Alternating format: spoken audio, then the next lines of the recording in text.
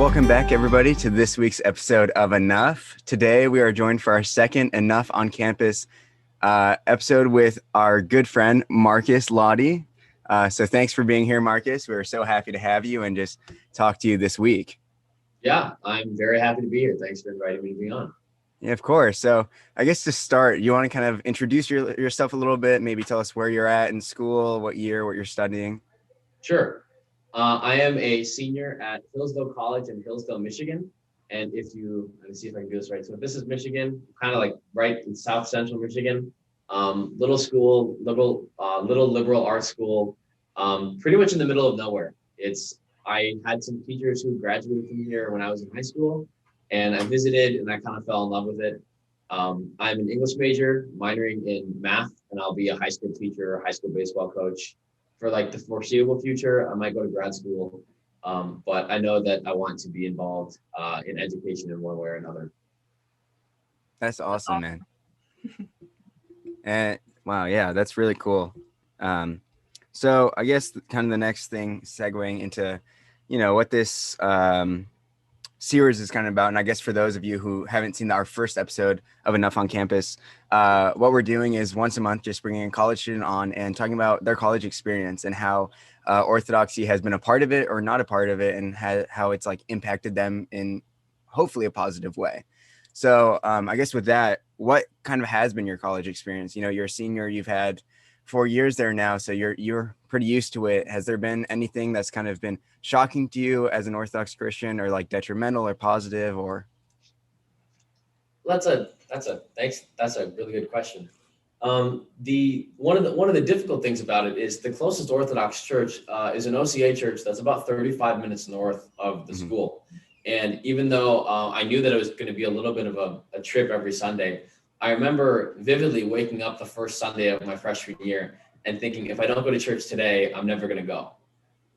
And I think that set a tone, first of all.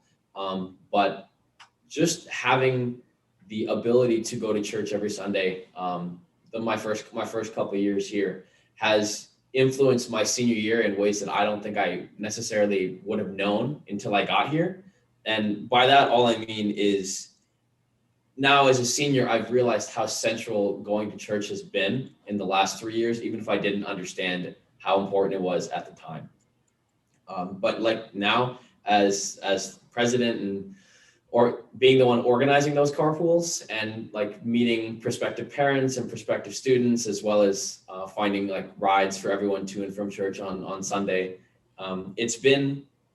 it's not non-negotiable, because I want to go. I want to be in church, or at this point, be have like the social distancing inside of church and all the stuff that's in place right now.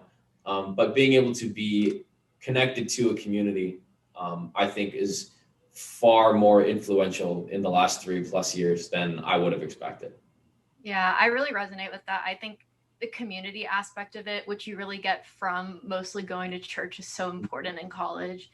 And maybe, well, so you're the president of OCF at Hillsdale right now. So what's the Orthodox community like where you are? Like, has it changed maybe since you've been there? I know you've been there for 4 years now. So what's that been like? I think it's definitely changed on campus. It's been a little hard, and I think a lot of college students resonate with this. If they go somewhere else for their time in college, they feel like the community that they enter into at the parish that they're going to in college, they feel like a little bit of an outsider, because there's this parish that has like all these families and these people who have been going there for like 5, 10, 20 or 30 years. And knowing that you might only be there for 4 years certainly made me feel like a little bit of an intruder, so to speak. But every Orthodox parish is always welcoming to some degree and understands that, yeah, like you're a college student, like you're in a time of, you're in an in-between time between high school and between kind of like a career and the rest of your life and whatnot. But on campus, it's interesting because Hillsdale is a very intellectually and academic powerhouse.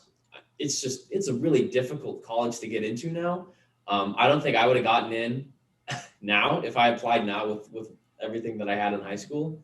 But when you have such a large group of academically, like really just talented people in one place, you end up getting spiritually talented people as well, and spiritually serious people.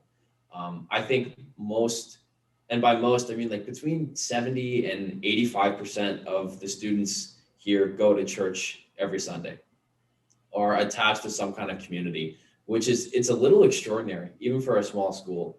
And my time with OCF has, I've realized that even though there's only like 12 or 14 of us, which makes up like 1% of the student body, it's really like, can be a powerhouse as well. Just a presence, like everyone kind of knows the Orthodox students who go to church, who drive so far to church every Sunday. It's not a private thing, I guess. Like I realized how easy it is to like live, like you can have your school life and then you can have your church life. And I think in the last couple of years, I've realized that they're kind of one and the same. If you want to take your academics and your faith life seriously, then I mean, God will always help you study if you make time for God, which was a piece of advice that I got that's really stuck with me. Yeah, that's a beautiful thing. I think I'm gonna have to like write that down somewhere. But no, that community that you're talking about, kind of that being a powerhouse, even just like with a small core group, I think that's the beauty of Orthodoxy. And kind of going back to what you were saying about going into like an unknown parish to you, I guess. The core center of like what we do at church is the liturgy. And to be able to go from parish to parish across jurisdictional lines, whether there be like, the music may be a little different, or maybe chanting, or, it may be in a different language. What you're seeing like take place is the same exact thing. It's the center of worship and receiving of the body and blood of Christ. And that's beautiful. And then going back to just a small core group of people, like if you have that Orthodox community, whether it be 2 or 15 or however many, you can do just such great things because you have those people to rely on and like pick you up when you fall. And I think that's one thing, like in my like short month here as a freshman at GCU, I'm kind of lacking. Excuse me. There's like a few Orthodox kids on campus that I haven't really gotten to know yet. And I don't even really know where they are. I've just met them at church, and just kind of, I feel like I'm almost floating by myself in a sense. Like I have my little, icons here, and I have my prayers that I like to read, but being removed kind of from that Orthodox people, it's really hard. And I'm really happy to hear that, over your time at school, that Orthodox community, though, in a sense, small, is impacted you so much. Yeah, absolutely. Yeah, I think that's really well articulated. And it's something that I think the longer you go through college, the more that community kind of just manifests itself. Mhm. And like going to church with those people, like, even if the other freshmen right now for you, you're going to know them far better in 2 years than you do now. Just even if you don't ever really talk with them or like have a class with them, just by going to church and having that basis on which to build a friendship, it's just magnified so much greater when it's with like those Orthodox friends. Yeah, for sure. So you're super involved with OCF, right? And you said you were the president at this school, right? Mm-hmm. Awesome. Yeah, And then for better for worse.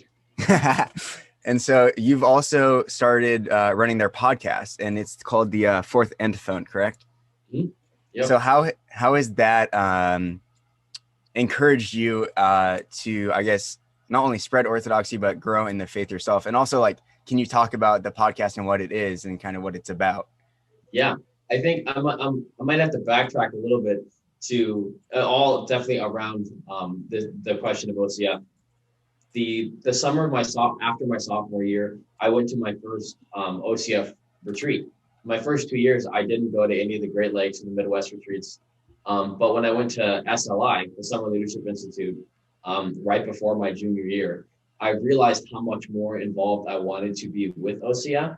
And kind of like since then, like, I mean, I could talk about this, the kind of the conversations that I've had and the friends that I made for hours. And when the applications came up for the student leadership board, I asked a deacon at the church up here whether I should consider this, because I was worried about like not having enough time to do school, because he's my major advisor on campus. And he looked at me and he said, in that way that like most like dads or parents or priests have, he looked at me and he said, Marcus, I don't think it's a matter of if you're going to find the time. It's a matter of how you're going to find the time.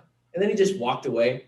So I kind of realized by this point, I was kind of always destined, meant to be much more involved with OCF in my later years in college. And it manifested itself in the podcast, where even if I'm not the best like writer, or I'm not like the greatest student, which objectively, like I don't have the greatest grades, but the thing that I've realized that I do have is an ability to have good conversations with people, which like influenced my decision to want to teach. But also, it's actually fun to do a podcast and explore things through conversation, even if it's just me in the studio, wanting to like research things and talk about things with priests and with friends, and then with the podcast. It's meant to be a time for me and for anyone who listens to it to reflect on what I'm reflecting on, which is why I call it the fourth antiphon. The three antiphons in the liturgy are to a certain extent preparing us for the word, preparing us for the Eucharist. And because they're centered in the Psalms and around the Psalms, that's what I'm centering the podcast around as well.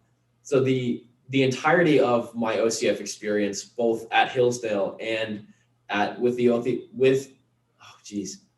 OCF community at large, with the Midwest group and the Great Lakes group, has been about good conversations and good friendships that we're going to have for the rest of our lives, whether or not we know it right now. Like you're going to have those, you're going to meet someone that you went on a retreat with in 15, 20 years and be able to talk just like you could back then. And I think that's one of the amazing things about OCF that I've realized in the last couple of years.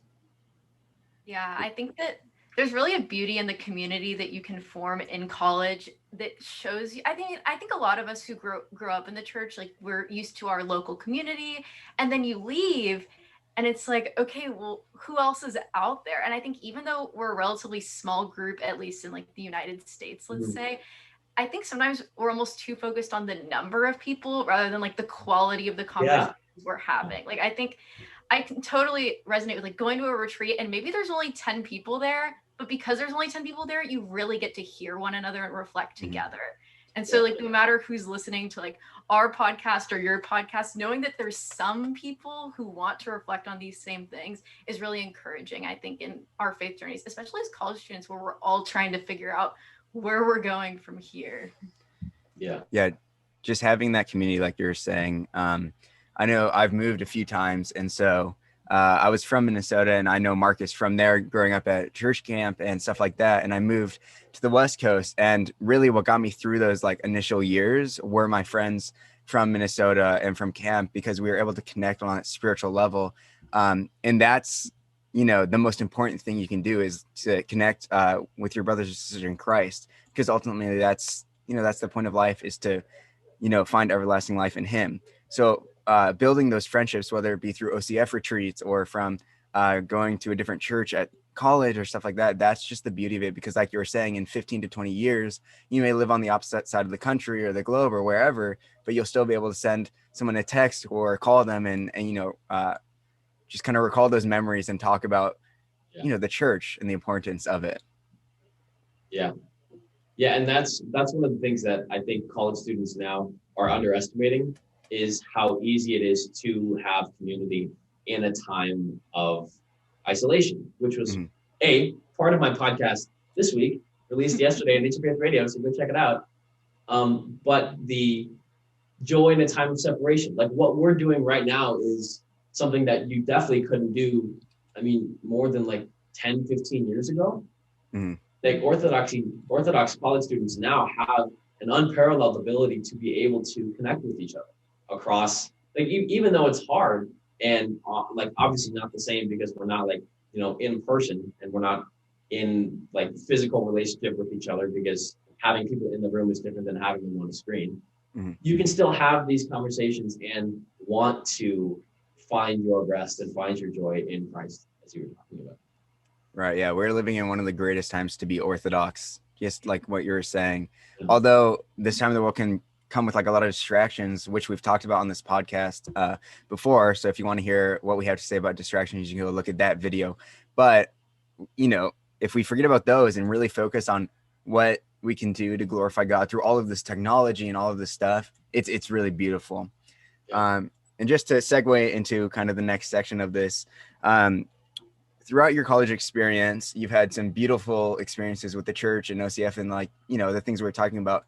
But has there been any negatives or challenges that you've faced on like a spiritual level that have kind of helped you grow in a sense? Wow, that's again something I can talk about for a very long time. I think the having to carve so much time out of my Sunday to go to church and be a coffee hour, it's kind of like, just because of the distance, it's a 5 or 5.5 hour like kind of chunk out of my weekend, which, you know, for someone who just has papers and so much like to do, just like everyone does, that's a lot of time to take out of Sundays. But so that's been like one challenge that I've realized I have to do. I have to take that time out of my Sundays, because I mean, what I should be doing is not thinking that my education comes first and my church life comes second. I'm finally realizing that my church life is coming first and my education comes second. Like, as important as and good as my education is, I should be goodness me. I should be directing my week to church instead of directing my church back into my week, if that makes any sense at all. No, that makes so much sense. That's something I think about a lot too, because one thing I've been told before is that, like, anything that you're spending more time on than God can be considered an idol. And when I heard that, I was like, I spend countless hours a week like studying, and studying of course is important, but like I spend way more time on that than I do praying. So like, how do we balance that? And I think one thing I realized in college is you don't have to compartmentalize. Like, if I'm going to do my homework, if I say a prayer before I do that, or I think like, God, help me with this work, like, God, I am yours. That's just one way to involve God, like, somewhat consciously and subconsciously into what we do. And so I totally resonate with, like, sometimes you feel like you have to carve out that time, but also you can really find ways to blend it all together. Yeah. Right. It's just about living the Orthodox lifestyle and moving with the church, not against the church. And that's exactly what you were saying, making time for God and whatever you're doing, taking, you know, I forgot how you stated it, but yeah, just bringing the church into your everyday life so that it becomes part of you, so that when you breathe in and breathe out, you're breathing in and breathing out the church. Yeah. And that's just the message of the gospel in a sense. Yeah, you actually perfectly summarized my second podcast. So now no one watching this needs to listen to it, because I specifically talk about that kind of breathing mentality, and trying to consciously, like, how can you like glorify God in your studies and in your academics and in everything that you do. And one of the things that I point out, or try to point out, is that we're always doing it. We're always dependent on the mercy of God for our next breath.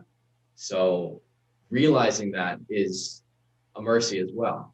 Being able to realize that and give thanks for it is the first step to becoming who we were meant to be in Christ. Absolutely. Right. Yeah. And I guess just to wrap things up, we really want to thank you for coming on to the podcast this week. We really appreciate the conversation. Has been amazing. I wish we could just talk, for hours about this. Yeah, me too. But we have to end it somewhere. So thank you for that. Everyone go check out Marcus's podcast. It's on Ancient Faith Radio. You can find it, just searching it up, or they have an app on the phone. I'll try to link it in the description. And with all else, just remember that God is enough. He will see you through. And for those college students struggling out there, I hope that you find some truth and motivation in our conversation today.